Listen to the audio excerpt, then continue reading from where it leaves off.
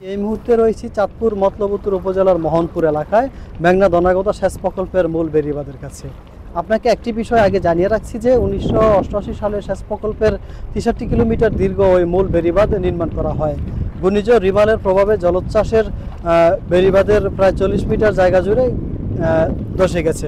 বাটির এই পরিস্থিতি হয় এখানকার মানুষের মাঝে আতঙ্ক দেখা দিয়েছে। আমি এখানকার স্থানীয়দের সাথে কথা বলেছি, তারা যেমনটি জানিয়েছেন বাঁধ ধসে পড়ার খবর পেয়ে সঙ্গে সঙ্গে তারা সেখানে গিয়ে দেখেন বেড়িবাঁধটির দক্ষিণ উত্তর পারে অন্তত 100 ফুট জায়গা জুড়ে মেঘনার দিকে ধসে পড়েছে। এমনকি মোহাম্মদপুর এলাকায় 40 মিটারের বেশি এলাকা ধসে গেছে এবং সেখানে বড় বড় এভাবে বাঁধ ভেঙে যাওয়ায় আতঙ্ক ছড়িয়ে পড়ে এই এলাকার মানুষের মাঝে।